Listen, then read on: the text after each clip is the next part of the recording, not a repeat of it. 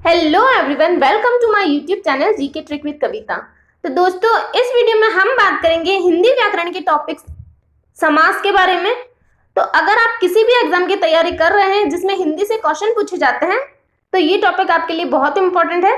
तो अगर आपको मेरा ये वीडियो अच्छा लगे तो प्लीज लाइक, शेयर और मेरे चैनल को सब्सक्राइब जरूर कीजिए। तो आज हम इस टॉपिक को डिटेल में पढ़ेंगे। और तो बात है समास की, तो समास की परिभाषा जान लेते हैं। समास की परिभाषा क्या होती है? तो समास अनेक शब्दों को संक्षिप्त करके शब्द बनाने की प्रक्रिया क्या कहलाती है? समास कहलाती है। दूसरे शब्दों में अगर हम जाने तो कम से कम शब्दों में अधिक से अधिक अर्थ प्रकट करना समास कहलाता है। तो और क्या होता है समास में? दो या अधिक शब्दों का परस्पर संबंध बतलाने वाले शब्द अथवा प्रत्ययों का लोप होने पर उन दो या अधिक शब्दों से जो एक स्वतंत्र शब्द बनता है उस शब्द को समासिक शब्द कहते हैं। और उन दो या अधिक शब्दों का संयोग होता है वह समास कहलाता है।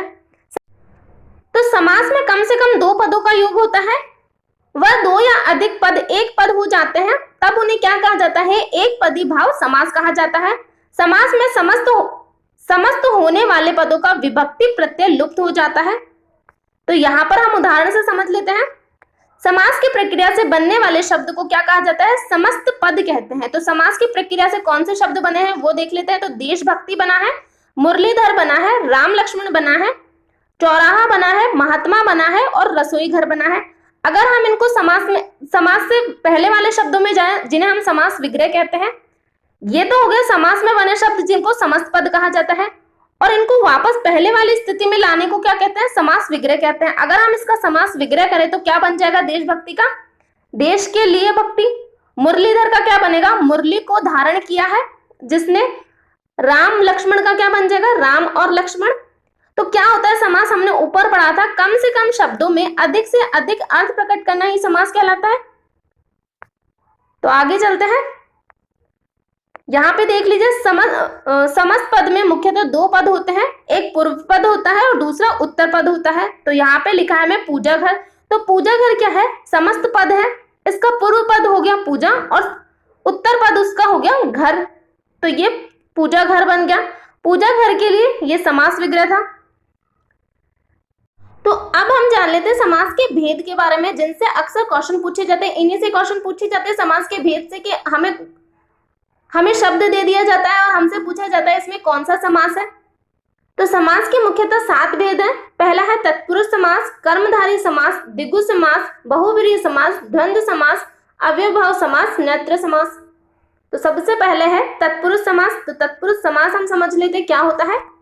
जिस समास में बाद का अथवा उत्तर पद प्रधान होता है तथा दोनों पदों के बीच कारक चिन्ह लुप्त हो जाता है उसे तत्पुरुष समास कहते हैं। तो तत्पुरुष समास किसे कहा जाता है? जिसमें बीच का पद लुप्त हो जाता है, जो चिन्ह होता है वो लुप्त हो जाता है। तो हम इसे उदाहरण से समझ लेते हैं। तो उदाहरण लिया है, ये क्या है? ये समस्त पद है। तो इसका पहले वाली स्थिति में अगर इसको लेकर जाए तो क्या होगा? इसका तुलसी कृत का तुलसी से कृत होगा। तो हमने इसको क्या किया है? समास में किया है, समस्त पद में किया है, तो इसको क्या हो गया? तुलसी कृत हो गया। तो इसमें तुलसी से कृत में से हमारा जो चिन्ह था, कारक चिन्ह था, वो लुप्त हो गया। तो तुलसी कृत बन गया। ये नीचे हमें दिया है राजकुमार। तो राजकुमार का क्या होगा? राजा का कुमार होता है, राजा का कुमार को हम बोलते हैं राजकुमार। तो यहाँ पे क्या हुआ है? का लुप्त हो गया, जो कि कारक चिन्ह था वो लुप्त हो गया है। तो इस तरह क्या बनता है? ये होता है तत्पुरुष समास। तत्पुरुष समास के भी भेद होते हैं। तो तत्पुरुष समास के 6 भेद होते हैं। कर्म तत्पुरुष, करण तत्पुरुष, संप्रदान तत्पुरुष, अपादान तत्पुरुष, संबंध तत्पुरुष, अधिकरण तत्पुरुष। तो तत्पुरुष समास का पहला भेद है कर्म तत्पुरुष। अगर हमें कर्म तत्पुरुष से क्वेश्चन दिए और हमें पहचानने के लिए बोला है तो हम कैसे पहचानेंगे उसके, वो हम जान लेते हैं। इसमें कर्म कारक की विभक्ति को का लोप हो जाता है। तो इसमें क्या हो जाता है? को का लोप होता है। तो अगर को हमें दिया हो तो हमें कौन सा समास होगा? वो कर्म तत्पुरुष समास होगा। तो उदाहरण से हम समझ लेते हैं। तो उदाहरण हमें दिया है जेब कतरा। ये क्या है? ये है समस्त पद। तो इसका समास विग्रह क्या होगा? जेब को कतरने वाला, यही होगा जेब कतरा। तो जेब को कतरने वाला, तो यहाँ पे क्या हुआ है? को का लोप हो गया। तो इसका मतलब क्या होगा? ये कर्म तत्पुरुष हो जाएगा। नेक्स्ट हमें दिया है चिड़ी मार। तो चिड़ी मार क्या होता है? चिड़िया को मारने वाला, यही होता है चिड़िया को मारने वाला। तो यहाँ पे भी क्या हुआ है? को का लोप हुआ है। तो ये कौन सा समास हो गया? कर्म तत्पुरुष समास हो गया। नीचे हमें दिया है गगनचुंबी, तो गगनचुंबी को क्या करेंगे हम? गगनचुंबी का समास विग्रह हम क्या करेंगे? गगन को चूमने वाला, तो वही होगा गगनचुंबी। तो यहाँ पे भी को का लोप हो गया, तो जो जहां पर को का लोप हो तो वो कौन सा समास होगा? कर्म तत्पुरुष समास। आगे चलते हैं, तो अगला समास है हमारा करण तत्पुरुष। तो इसकी पहचान हम कैसे करेंगे? इसमें करण कारक की विभक्ति से के द्वारा का लोप हो जाता है। तो इसमें किसका लोप होता है? से का, और के द्वारा का लोप होता है। तो हम उदाहरण से समझ लेते हैं इसको। तो पहला उदाहरण हमें दिया है आचार कुशल। ये क्या है? समस्त पद है हमारे पास आचार कुशल, तो इसका समास विग्रह क्या होगा? आचार से कुशल। तो इसमें क्या हुआ है? से का लोप हुआ है। यहाँ पे हम करेंगे आचार से कुशल, इसका समास विग्रह, तो से का लोप हो गया यहाँ पे।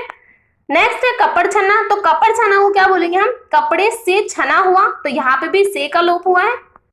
अगला हमें दिया है रस भरा। तो रस से भरा, यही होगा इसका समास विग्रह, तो यहाँ पे भी से का लोप हुआ है। आगे हमें दिया है भयाकुल। तो भयाकुल को हम क्या करेंगे? भय से आकुल, तो यहाँ पे भी से का लोप हुआ है। नेक्स्ट हमें दिया है शोकग्रस्त। तो शोक से ग्रस्त, तो यहाँ पे भी से का लोप हुआ है। तो यहाँ पे हमें द्वारा का नहीं दिया गया है, तो द्वारा का एक और उदाहरण हम समझ सकते हैं, सुर रचित। तो सुर रचित को हम क्या बोलेंगे? सुर से, सुर द्वारा रचित, तो इसमें क्या हुआ है? द्वारा का लोप हुआ है। तो इस तरह करण तत्पुरुष की पहचान करेंगे। नेक्स्ट पे चलते हैं। नेक्स्ट है संप्रदान तत्पुरुष। तो संप्रदान तत्पुरुष की पहचान हम कैसे करेंगे? इसमें संप्रदान कारक की विभक्ति के लिए लुप्त हो जाती है। तो इसमें क्या लोप, किसका लोप होता है? के लिए का होता है। अब हमें उदाहरण दिए हैं देशभक्ति। तो देशभक्ति को हम क्या बोलेंगे? पूरा देश के लिए भक्ति, यही बोलेंगे। तो इसमें क्या हुआ है? के लिए लोप हुआ है इसका। रसोई घर, तो रसोई के लिए घर, रसोई घर को हम क्या बोलते हैं? रसोई के लिए घर होता है रसोई घर। राह खर्च, तो राह के लिए खर्च, तो इसमें भी के लिए लोप हुआ है। तो के लिए का जहां लोप होगा वहां पे कौन सा समास होगा? संप्रदान तत्पुरुष। अगला समास है अपादान तत्पुरुष। तो इसकी पहचान हम कैसे करेंगे? इसमें अपादान कारक की विभक्ति से अलग होने का भाव लुप्त हो जाता है। जैसे, तो इसमें क्या होता है? से का लोप हो जाता है। तो उदाहरण से हम समझ लेते हैं। हमें दिया है दूरागत। तो दूरागत का समास विग्रह क्या हो जाएगा? दूर से आगत, तो इसमें क्या हुआ है? से का लोप हुआ है। नेक्स्ट उदाहरण है इसका रण विमुख। तो रण से विमुख, यही होगा इसका समास विग्रह। अगला हमें दिया है कामचोर। तो कामचोर का समास विग्रह क्या होगा? काम से जी चुराने वाला। धनहीन का हो जाएगा धन से हीन, और जलहीन का हो जाएगा जल से हीन। तो ये इनके समास विग्रह होगा। तो इसमें क्या होगा? से का लोप हो जाएगा। अगर से का लोप होता है तो क्या हो जाएगा? अपादान तत्पुरुष। अगला है संबंध तत्पुरुष। तो संबंध तत्पुरुष की पहचान हम कैसे करेंगे? इसमें संबंध कारक विभक्ति का के की लुप्त हो जाती है। तो के की लुप्त हो जाती है, का के की, अगर ये तीनों लुप्त हो जाए तो क्या होगा? वो संबंध तत्पुरुष होगा। तो यहाँ पे हमें दिया है विद्याभास। तो विद्याभास का समास विग्रह क्या होगा? विद्या का आभास, तो इसमें क्या हुआ है? का लोप हुआ है। तो अगला उदाहरण दिया हमें पराधीन। तो पराधीन का समास विग्रह क्या होगा? पर के अधीन, तो यहाँ पे क्या हुआ है? के का लोप हुआ है। श्रमदान, तो श्रम का दान, तो यहाँ पे का लोप हुआ है। राजपुत्र, तो राजपुत्र का समास विग्रह होगा राजा का पुत्र, तो यहाँ पे भी क्या हुआ है? का लोप हुआ है। नेक्स्ट हमें दिया है शिवालय। तो शिवालय को हम क्या बोलेंगे समास विग्रह में? शिव काल्य, तो यहाँ पे भी क्या हुआ है? का लोप हुआ है। तो अगर का के की का लोप हो तो क्या होगा? वो संबंध तत्पुरुष हो जाएगा। नेक्स्ट है अधिकरण तत्पुरुष। तो इसकी पहचान हम कैसे करेंगे? इसमें अधिकरण कारक की विभक्ति में पर लुप्त हो जाती है। तो इसमें क्या हो जाएगा? में और पर लुप्त हो जाएगा। तो इसके उदाहरण हम देख लेते हैं। पहला उदाहरण दिया हमें विद्याभास। तो विद्याभास तो नहीं होगा, विद्या का आभास होता है, तो ये गलती से आ गया है। नेक्स्ट उदाहरण है नरोत्तम। तो क्या होगा इसमें? नरो में उत्तम, तो इसमें क्या हुआ है? में का लोप हुआ है। नेक्स्ट हमें दिया है दानवीर। तो इसका समास विग्रह क्या होगा? दान में वीर। नेक्स्ट हमें दिया है लोकप्रिय। तो लोक में प्रिय। और लास्ट है आनंद मग्न। तो आनंद में मग्न, तो इसमें क्या हुआ है? में का लोप हुआ है। अगर में का लोप हो तो कौन सा समास होगा? अधिकरण तत्पुरुष। तो अगला समास है हमारे पास कर्मधारय समास। तो कर्मधारय समास हम समझ लेते क्या होता है। जिस समस्त पद का उत्तर पद प्रधान हो तथा पूर्व पद उत्तर पद में उपमान उपमेय अथवा विशेषण विशेष्य संबंध हो, कर्मधारय समास कहलाता है। तो इसे हम और सरल भाषा में समझे तो कर्ता तत्पुरुष को ही कर्मधारय कहते हैं। पहचान विग्रह करने पर दोनों पद के मध्य में जो के समान आदि आते हैं। तो क्या क्या आएगा, जो और के समान, अगर ये दोनों समास विग्रह करने पर ये दोनों शब्द आए तो हम क्या होगा, वो कर्मधारय समास होगा। तो अब हम इसके उदाहरण से समझ लेते हैं। तो यहाँ पे पहचान मैंने बता दिया आपको क्या होगी पहचान इसकी, हे जो और के समान, इन दोनों शब्द अगर समास विग्रह में ये दोनों शब्द आते हैं तो क्या होगा, वो कर्मधारय समास होगा। तो उदाहरण ये रहे, उदाहरण है, पहला उदाहरण है नवयुवक। तो नवयुवक का अगर हम समास विग्रह करेंगे तो क्या होगा, नव है जो युवक, यही होगा समास विग्रह इसका। तो अगला उदाहरण है नील कमल। तो इसका समास विग्रह क्या होगा, नील है जो कमल। तो इसमें भी क्या हुआ है जो आया है इनके बीच में, तो क्या होगा, ये कर्मधारय समास होगा। नेक्स्ट है महादेव। तो महा है जो देव, तो इसमें भी है जो का है जो आया है बीच में समास विग्रह में, तो ये कौन से समास हो गया, कर्मधारय समास के ये उदाहरण हो गए। तो इस तरह इनकी पहचान करेंगे हम। तो हम आगे चलते हैं। आगे हमें दिया है कर्मधारय तत्पुरुष के भेद। तो कर्मधारय तत्पुरुष के भी 4 भेद होते हैं। विशेषण पूर्व पद, विशेष्य पूर्व पद, विशेषणोभय पद और विशेष्योभय पद। तो ये 4 इसके कर्मधारय तत्पुरुष के भेद होते हैं। तो विशेषण पूर्व पद क्या होता है, इसमें पहला पद विशेषण होता है, जैसे पीत अंबर, पीतांबर। तो पहला पद क्या है, विशेषण है, विशेषता बता रहा है। अंबर की विशेषता कौन बता रहा है, पीत बता रहा है। तो ये क्या हो गया, इसमें पहला पद विशेषण हो गया। तो अंबर की विशेषता पीत बता रहा है। अगले उदाहरण से समझ लेते हैं। यहाँ पर लिखा है परम ईश्वर। तो ईश्वर की विशेषता कौन बता रहा है, परम बता रहा है। नीली गाय, तो गाय की विशेषता कौन बता रहा है, नीली बता रहा है। तो ये क्या हो गया, विशेषण। तो विशेषण पूर्व पद में क्या होता है, पहला पद विशेषण होता है। अगला देख लेते हैं विशेष्य पूर्व पद। तो विशेष्य पूर्व पद में क्या होगा, इसमें पहला पद विशेष्य होता है और इस प्रकार के समासिक पद अधिकतर संस्कृत में मिलते हैं, जैसे कुमारी, तो कुंवारी लड़की, शमणा संन्यास ग्रहण की हुई। तो अगला है विशेषणोभय पद और नेक्स्ट है विशेष्योभय पद। तो इनको इतना डीप में पढ़ने की जरूरत नहीं है। तो कर्मधारय तत्पुरुष समास के उपभेद भी होते हैं, तो इनको सिर्फ आप पढ़ लीजिएगा, ज्यादा डीप में इनको पढ़ने की जरूरत नहीं है। क्वेश्चन सिर्फ मेन से ही आते हैं, तो इतना डीप में क्वेश्चन नहीं आते हैं। तो अगला है द्विगु समास। तो द्विगु समास को हम कैसे पहचानेंगे, जिस समस्त पद का पूर्व पद संख्यावाचक विशेषण हो वह द्विगु कर्मधारय समास कहलाता है। तो क्या होता है, संख्यावाचक विशेषण होना चाहिए, तो क्या होगा, वो द्विगु समास होगा। तो उदाहरण से समझ लेते हैं हम सप्त सिंधु। तो सप्त सिंधु का समास विग्रह क्या होगा, तो सप्त सिंधु का समास विग्रह होगा 7 साधुओं का समय। तो इसमें 7 क्या होगा, एक संख्यावाचक विशेषण आ गया। अगला हमें दिया है त्रिलोक। तो त्रिलोक का समास विग्रह क्या होगा, तीनों लोकों का समाहार। तो इसमें भी क्या हो गया, 3 संख्यावाचक विश्लेषण आ गया। आगे हमें दिया है पंचतंत्र। तो 5 तंत्रों का समूह है पंचतंत्र। पंचरत्न 5 रत्नों का समूह है। त्रिवेणी 3 नदियों का समूह है। तो त्रिवेणी 3 नदियों का समूह है। तो यहाँ पे क्या है, संख्यावाचक शब्द आ रहे हैं, तो वो क्या होगा, द्विगु कर्मधारय समास होगा। नेक्स्ट, तो द्विगु समास के भी 2 भेद होते हैं, समाहार द्विगु और उत्तर पद प्रधान द्विगु। समाहार द्विगु क्या होता है, समाहार का अर्थ होता है समुदाय, इकट्ठा होना, समेटना। जैसे तीनों लोगों का समाहार मतलब त्रिलोक, हमने ऊपर पढ़ा था। तो नेक्स्ट है उत्तर पद प्रधान द्विगु। तो इसके 2 प्रकार होते हैं, तो आप इसकी सिर्फ रीडिंग कर लीजिएगा। अगले पे चलते हैं। अगला है बहुव्रीहि समास। तो बहुव्रीहि समास की पहचान कैसे होती है, समास में आए पदों को छोड़कर जब किसी अन्य पदार्थ की प्रधानता होती है तब उसे क्या कहा जाता है, बहुव्रीहि समास कहते हैं। दूसरे शब्दों में जिस समास में पूर्व पद तथा उत्तर पद दोनों में से कोई भी पद प्रधान ना हो, मतलब क्या है, प्रधान होने का मतलब क्या है, जिसका जो मेन हो, मुख्य हो। अगर पूर्व पद भी मुख्य ना हो और उत्तर पद भी मुख्य ना हो तो वो क्या होता है, बहुव्रीहि समास होता है। तो उदाहरण से हम जान लेते हैं दशानन। तो दशानन को हम क्या बोलेंगे, 10 मुंह वाला। 10 मुंह वाला, इसमें कोई भी पद प्रधान नहीं है। प्रधान कौन है? रावण है इसमें, जो कि एक अलग ही शब्द है। तो 10 मुंह वाला रावण। तो इस तरह क्या होगा, बहुब्रीहि समास की हम पहचान करेंगे। तो यहां पर उदाहरण से समझ लेते हैं हम। पंकज, तो पंकज को हम क्या बोलते हैं? पंख में पैदा हो जो। तो लेकिन इसके लिए एक शब्द तो होना चाहिए, तो वो शब्द क्या होगा इसका? कमल होगा, जो कि प्रधान है। तो यहाँ पे क्या होता है, ना तो पूर्व पद प्रधान होता है, ना ही उत्तर पद प्रधान होता है, एक अलग ही पद होता है जो प्रधान होता है।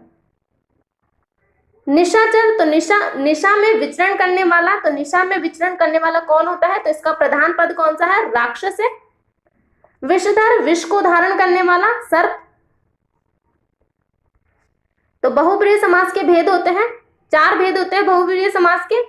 समानाधिकरण बहुब्रीहि, व्यधिकरण बहुब्रीहि, तुल्य योग बहुब्रीहि और व्यतिहार बहुब्रीहि। तो सिर्फ भेद पढ़ लीजिए। आगे चलते हैं, बहुब्रीहि समास की विशेषता देख लीजिए। ये 2 या 2 से अधिक पदों का समास होता है। इसका विग्रह शब्दात्मक या पदात्मक ना होकर वाक्यात्मक होता है। इसमें अधिकतर पूर्व पद कर्ता कारक का होता है या विशेषण। इस समास में बने पद विशेषण होते हैं, अतः उनका लिंग विशेष्य के अनुसार होता है। इसमें अन्य पदार्थ प्रधान होते हैं। तो अन्य पदार्थ जैसे हमने ऊपर पढ़ा था, अन्य ही पद है इसका प्रधान। यहाँ पे पंकज दिया था, पंख में पैदा हो जो, तो यहाँ पे अलग सा पद, अलग है पद, कमल अलग है पद इसका, तो अन्य पद प्रधान हो गया इसका। यहाँ पे कमल प्रधान है, तो हमें यहाँ पर तो नहीं दिया गया है, तो एक अन्य ही पद प्रधान हुआ यहाँ पे। तो यही मतलब था इसका। तो अगला है द्वंद्व समास। तो द्वंद्व समास की पहचान हम कैसे करेंगे? जिस समस्त पद के दोनों पद प्रधान हो। तो दोनों पद प्रधान होने का मतलब क्या होता है? दोनों पदों का अलग अलग स्वतंत्र मतलब हो, उसे हम क्या कहेंगे? द्वंद्व समास कहेंगे। विग्रह करने पर और, अथवा या एवं लगता हो, वह द्वंद्व समास कहलाता है। तो उदाहरण से हम इसको समझ लेते हैं। उदाहरण है हमारे पास दिन रात। तो अगर हम रात को अलग करें तो भी इसका अलग मतलब होगा, दिन को अलग करें तो भी मतलब होगा, और इनको दोनों को मिलाएं तो हम क्या करेंगे? रात और दिन करेंगे। तो इसमें क्या करना पड़ेगा? हमें और करना पड़ेगा। इनका समास विग्रह अगर हम करते हैं तो दिन और रात का समास विग्रह करते हैं तो हम क्या करेंगे? और लगाएंगे बीच में। दाल चावल, तो दाल को अगर हम अलग रखें तो एक प्रधान पद हो गया, चावल को अगर हम अलग रखें तो क्या हो गया? एक प्रधान पद हो गया, और दोनों को अगर हम मिलाएं तो दाल और चावल करेंगे इसका समास विग्रह। तो आगे ये रहे उदाहरण इसके। माता और पिता करेंगे गंगा और यमुना। आयात और निर्यात, आना और जाना। तो जहां पर और लगेगा शब्द वो क्या होगा? द्वंद्व समास। इसकी पहचान कैसे होगी? दोनों पदों के बीच प्राय योजक चिन्ह यानी हाइपन का प्रयोग होगा। तो द्वंद्व समास के भेद देख लीजिए। इसके 3 भेद होते हैं, इतरेतर द्वंद्व, समाहार द्वंद्व, वैकल्पिक द्वंद्व। तो अगला है हमारा अव्ययभाव समास। तो इसकी पहचान कैसे करेंगे? तो अव्ययभाव का लक्षण जिसमें पूर्व पद की प्रधानता हो और समासिक या समास पद अवयव हो जाए उसे अव्ययभाव समास कहते हैं। सरल शब्दों में जिस समास का पहला पद अवयव तथा प्रधान हो उसे अव्ययभाव समास कहते हैं। तो इसकी पहचान कैसे करेंगे? अगर हमें शब्दों में पहला पद अनु दिखे, आ दिखे, प्रति दिखे, भर दिखे, यथा दिखे, यावत दिखे, हर दिखे, तो ये क्या होगा? ये अव्ययभाव समास होंगे। ये शब्द अव्ययभाव समास के होंगे। तो यहाँ पर उदाहरण के लिए देख लीजिए। प्रतिदिन, यथा संभव, यथाशक्ति। तो यहाँ पे जो शब्द यहाँ दिए गए थे उन शब्दों से ये मिलकर बने हैं, तो ये कौन से हैं? अव्ययभाव समास के शब्द हैं ये। तो अव्ययभाव समास के विग्रह कैसे होता है? यहाँ पे हमें दिया है प्रतिदिन। तो प्रतिदिन का विग्रह हम क्या करेंगे? दिन दिन। यथा विधि का विग्रह क्या करेंगे? विधि के अनुसार। यथा क्रम का विग्रह कैसे करेंगे? क्रम के अनुसार। यथाशक्ति का शक्ति के अनुसार। तो ये सभी क्या है? अवयव भाव के समास विग्रह है। किस तरह अवयव भाव के समास विग्रह किया जाता है वो देख लीजिए आप। तो आज का लास्ट है नत्र समास। तो इसमें क्या होता है? इसमें नहीं का बोध होता है, जैसे अनपढ़, अनजान, अज्ञान। तो ऐसे शब्द हो तो वो क्या होगा? नत्र समास होगा। तो यहाँ पे देख लीजिए, अनाचार का समास विग्रह क्या होगा? न आचार। अनदेखा का क्या होगा? न देखा हुआ। अन्याय का न न्याय। अनभिज्ञ का होगा न अभिज्ञ। नालायक का नहीं लायक। अचल का न चल। नास्तिक का न आस्तिक। अनुचित का न उचित। तो इसमें न का बोध होगा, वही होगा नत्र समास।